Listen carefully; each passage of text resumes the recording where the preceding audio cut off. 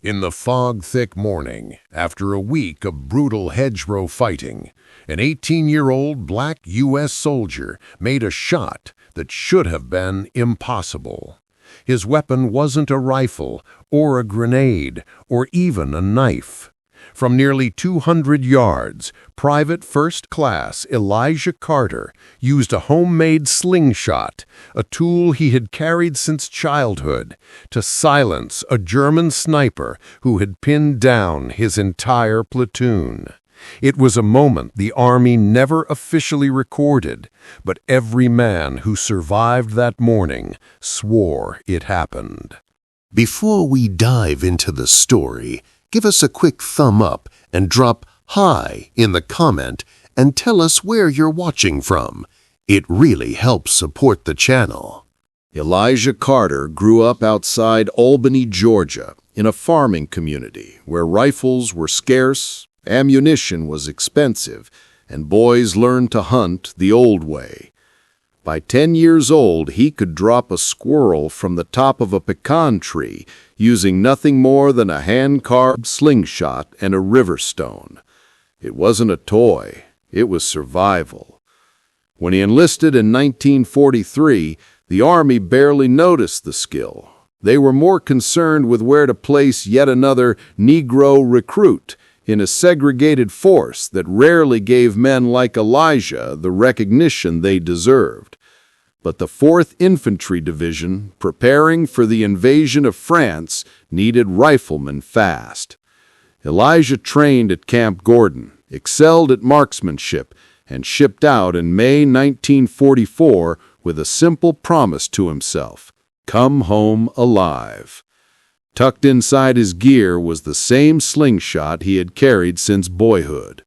Carter's unit, the 12th Infantry Regiment, landed at Utah Beach on June 8, 1944, 2 days after D-Day. The fighting they met inland was unlike anything described in American training manuals. The centuries-old bocage, massive earthen walls topped with vegetation, turned every field into a fortress. German paratroopers and snipers used them to devastating advantage, firing from angles American soldiers couldn't easily identify.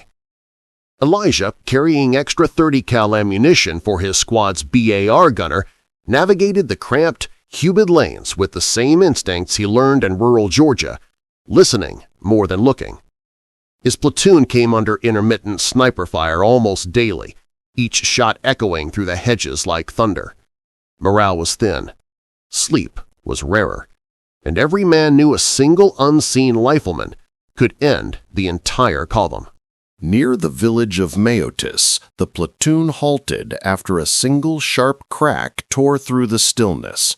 A rifle round snapped past Carter's ear and buried into an oak trunk behind him.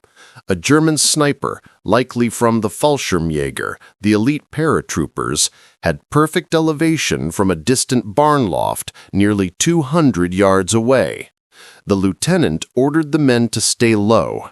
They had no clear sight line and couldn't risk exposing themselves. Minutes dragged. The sniper fired again, hitting a radio operator's pack and forcing medics to crawl under fire. Elijah studied the barn silhouette, noting the angle of fire, the rhythm between shots, the glint that betrayed the sniper's perch. His M1 rifle couldn't get a clean shot from his position, but his childhood weapon, tucked into his pack, just might. Elijah moved like a shadow down the hedgerow lip, careful not to show more than the tip of his helmet. He had watched farmers and boys back home pick the perfect river pebble for a slingshot. Round, dense, smooth, with just enough mass to carry velocity without wobble. Under fire, he rummaged inside his pack and found 3 river stones he had kept since embarkation, talismans of home and, foolishly, his last resort. He took position behind an overturned cart and tested the band's elasticity with a thumb, aligning the leather pouch so the stone would fly flat. Around him, men whispered that a slingshot against a Mauser rifle was madness, But ammunition for the squad's rifles was scarce that morning.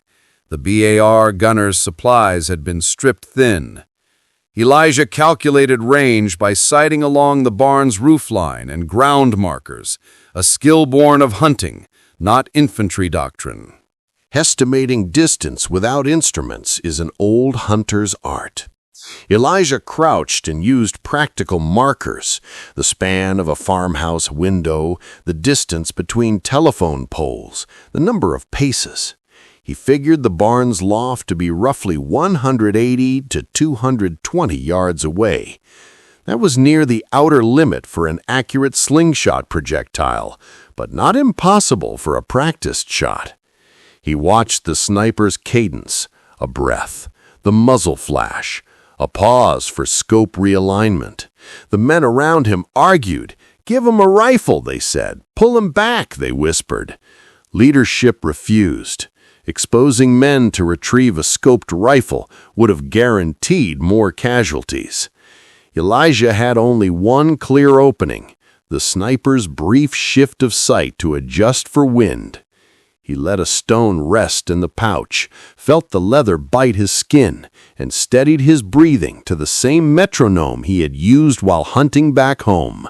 At 0912 hours, when the morning mist thinned and the sniper raised his rifle for another round, Elijah released. The stone tore through the air with a thin whistling sound, inaudible over distant gunfire, but fatal in intent. It struck the sniper's scoop mount area with a concussion that was more blinding than lethal, dislodging a piece of metal and flinging the man forward. Witnesses later said the sniper lurched, cursed in German, and either fell or tumbled from his perch. The platoon's suppression fire ceased. For a breathless instant, no one moved. Private First Class Carter's stone had not pierced the skull or shattered a bone. Instead, it had ruined the sniper's aim and broken his equipment, forcing him to withdraw or be exposed. In small unit action, disabling a weapon is as good as killing the man behind it. The field erupted into cautious movement. Medics crept out to check the downed sniper. Engineers later found the loft shutter torn and the optic mangled. Men swarmed the lane to retrieve ammunition and check the wounded. The radio operator's pack, hit earlier, contained vital messages now decoded. Elijah stood still, the slingshot limp in his hand, feeling the curious mixture of relief and disbelief. Some comrades clapped his shoulder in raw gratitude. Others muttered that such improvisation reflected a failure of supply and planning. In the years after the war, debates would surface among veterans. Was it heroism, desperation, or simply improvisation born of scarcity? For the men in that hedgerow, it was both. And for Carter, it became a quiet story passed between brothers in arms, the kind of thing that did not belong in official dispatches, but lived in the memory of those who survived. Within 48 hours, the Hedgerow fight moved on, but paperwork lagged behind. A terse platoon memorandum noted incoming fire suppressed by small arms fire and a damaged enemy optical device. There was no name, no dramatic headline, only a line in a field report. Command was stretched. Supply sergeants recorded shortages in BAR belts and replacement optics. Word of Elijah's shot spread informally across foxholes and mess lines, but the battalion chaplain's log and company morning reports contained only sober operational details.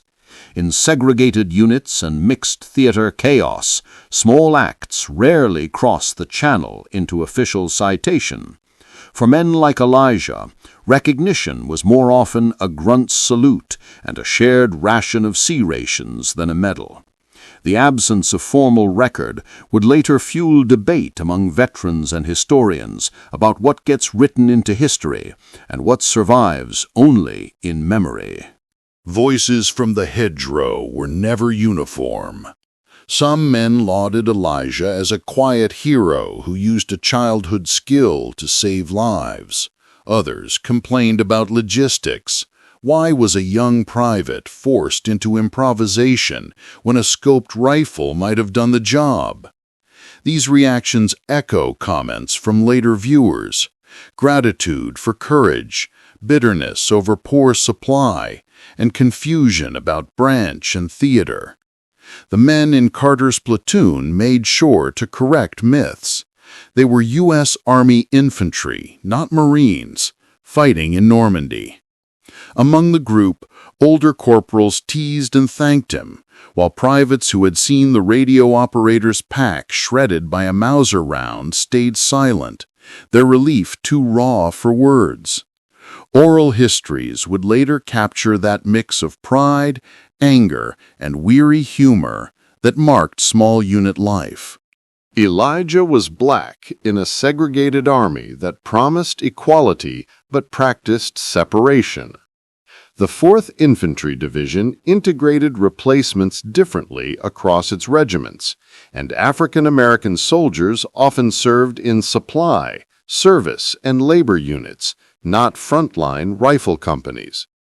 Carter's presence in a combat infantry platoon was notable. His skill earned a post from a sergeant who believed ability should outweigh prejudice. Yet the institutional blind spots persisted. Awards and citations were less frequently routed to black soldiers, and newsroom stories seldom highlighted them. After the war, many black veterans reported the same pattern: acts of bravery acknowledged in foxholes but invisible on rosters.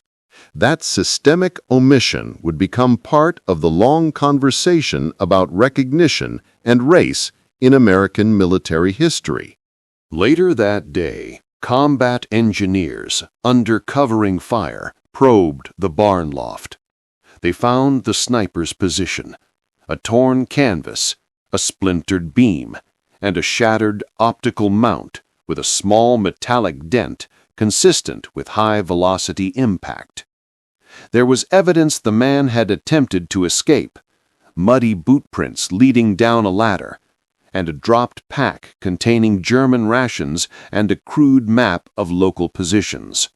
No identification was recovered, only a field jacket and a cartridge case stamped with a German lot number. The engineers bagged the kit for intelligence. The battalion intelligence officer noted only enemy observation post neutralized. Whether the sniper survived his fall or limped away under cover would remain uncertain. Another small, stubborn ambiguity in the ledger of war. Intelligence officers sifted the material recovered from the loft for anything that might identify the sniper or reveal broader enemy plans. The drunked map and German ration card suggested a locally recruited shot, perhaps a Volkssturm auxiliary or attached sniper from a nearby Felt company, but no clear name emerged. Interrogations of captured enemy combatants over the next week yielded little. Snipers were prized and often sent back to secondary roles when compromised. For the Americans, the priority shifted to consolidating gains. The small triumph in the barn was logged and folded into the daily grind of map updates and supply requisitions. Still, the platoon filed a brief eyewitness statement, awkward, informal, signed by hand, that would later be referenced by veterans seeking recognition for Elijah's action.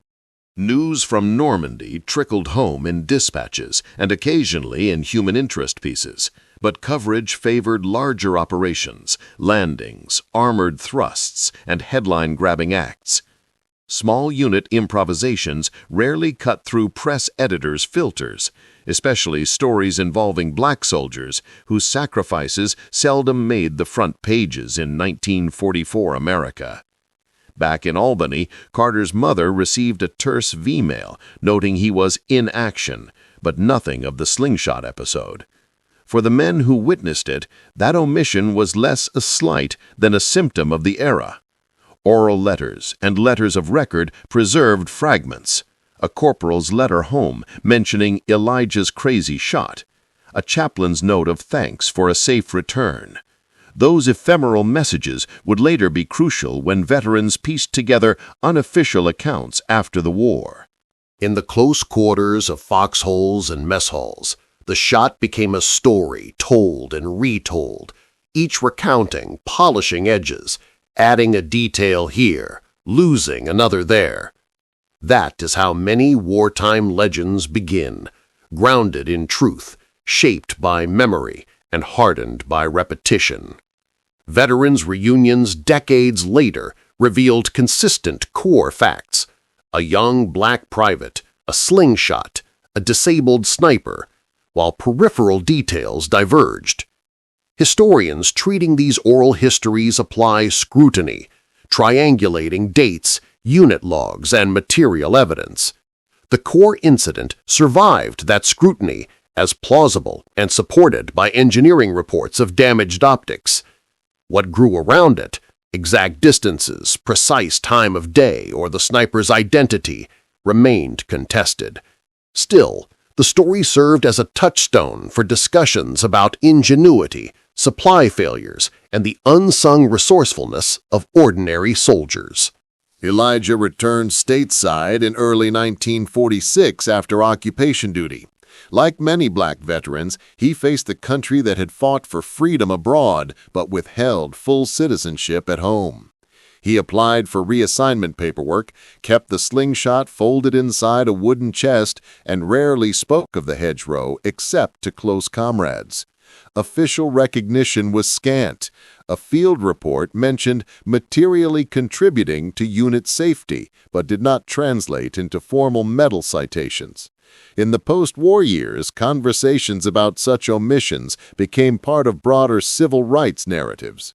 Black soldiers demanded acknowledgement not just for singular acts of bravery, but for service denied honor. Elijah's story, carried privately and shared publicly when veterans pressed the archives, became part of that larger, quieter reckoning.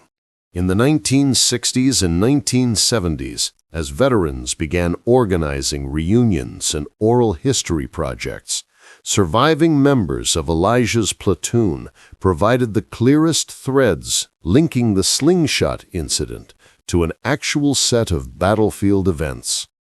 Interviews recorded at small town halls and VA centers describe the same topology: the barn, the hedgerow lane, the cadence of the sniper's shots, and corroborate the engineer's report of damaged optics. Yet testimonies also reveal frustration. Men who risked their necks to retrieve evidence were seldom fast-tracked for medals. Where formal citations were issued for conspicuous gallantry, they often went to actions that fit tidy categories. Elijah's contribution was practical, immediate, and messy, the kind of improvisation that saved lives but rarely fit the paperwork needed for decoration. Back in Albany, letters to Elijah's family revealed the emotional counterpoint to battlefield reports. A mother's prayers, a sister's careful knitting, neighbors trading small comforts. These domestic acts map the human cost of war. V-mail updates that initially read "safe" became fragments for anxious families trying to stitch meaning from absence. Decades later, local newspapers would run human interest columns recounting the soldier who relied on a slingshot.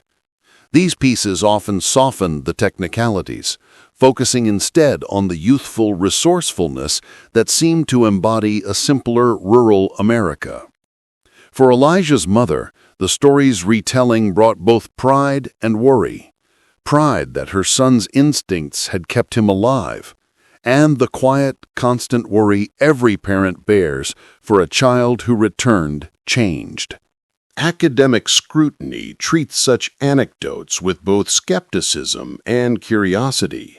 Ballistics experts who reviewed Hedgerow incidents note that a slingshot could disable optics at range if the projectile struck a sensitive mount or lens housing, particularly older ZF-42 and similar scopes used by German sharpshooters. Military historians cross-checked unit logs, engineer reports, and oral histories, while absolute proof, a named, positively identified sniper felled by a stone, remained elusive. The circumstantial evidence converged.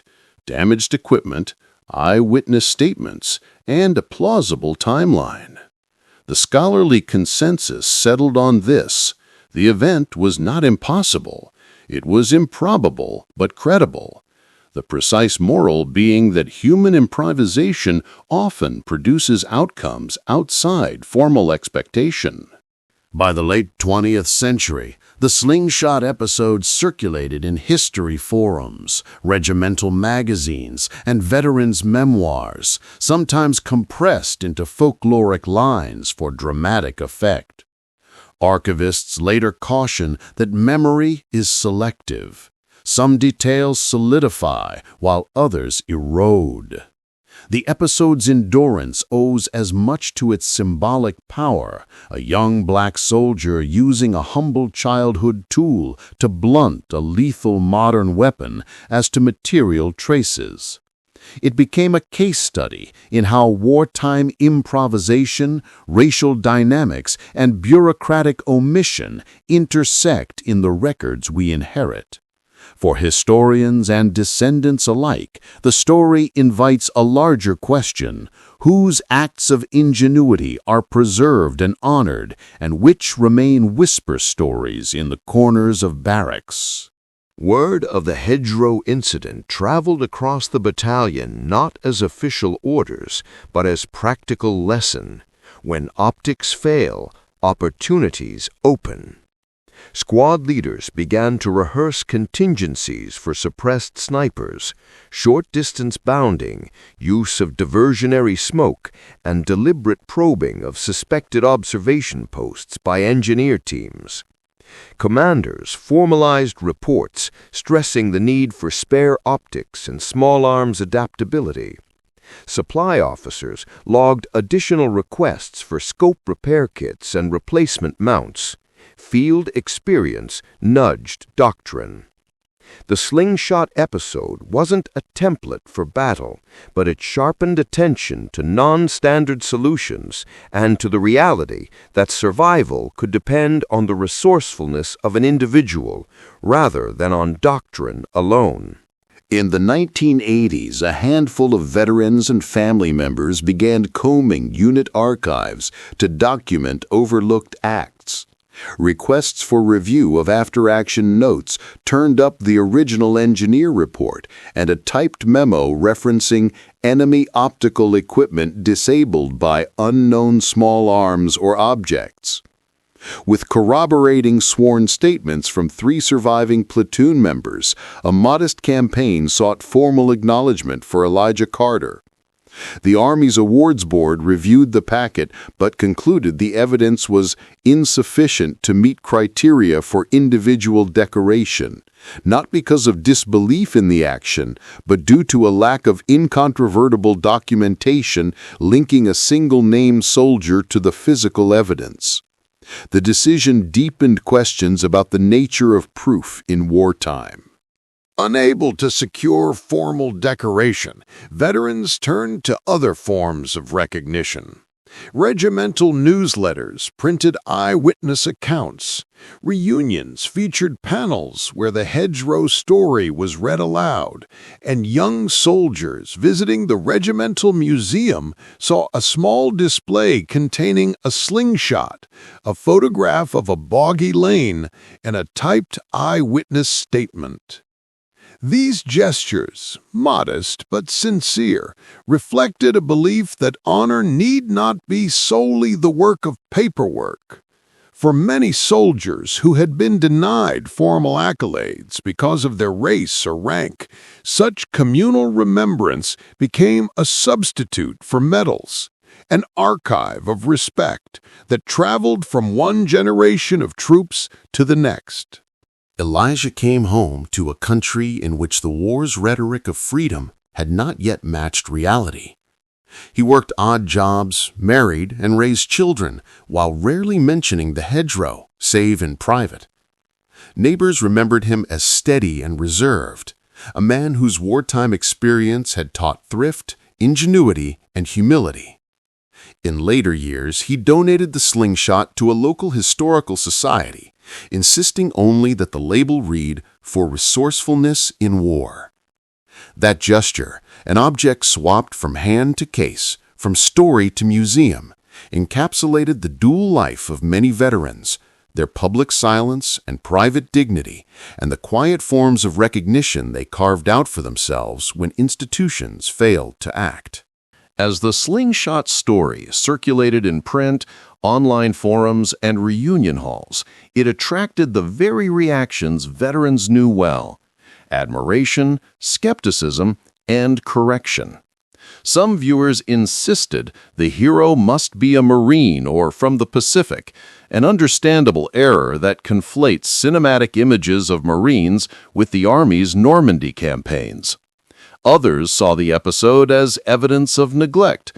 Why did a private rely on a childhood tool instead of being supplied a rifle? These critiques echo wartime complaints about supply lines and post-war arguments about institutional bias. Historians responding to such debate stress careful correction. The unit was the U.S. Army's 12th Infantry, 4th Infantry Division in Normandy, June 1944. The argument that small acts born of scarcity reveals systemic failure is valid, and the push to correct details ensures the story's power is preserved without myth. In the end, the tale survives both as personal memory and as a test case. What we choose to correct, who we choose to honor, and how we balance wonder with documentary rigor. On June 17, 1944, in a Normandy hedgerow, a young private's throw changed the immediate fate of men under fire. The broader history adjoined is more complicated. A segregated army, stretched supply chains, and the messy arithmetic of proof that decides which acts become medals and which become stories. Elijah Carter's Slingshot, now a relic in a regimental display and a shard in oral history, asks us to widen the frame. It asks historians to pair skepticism with generosity, the public to correct errors where they appear, and institutions to consider how recognition is distributed. For viewers and researchers who want to follow this thread, begin with regimental after-action reports, engineered damage logs from June 1944, and veterans' oral histories. The record is partial but instructive. Above all, the story endures because war is not only fought with doctrine and steel, but also with the small, improvised acts that keep men alive long enough to tell the tale.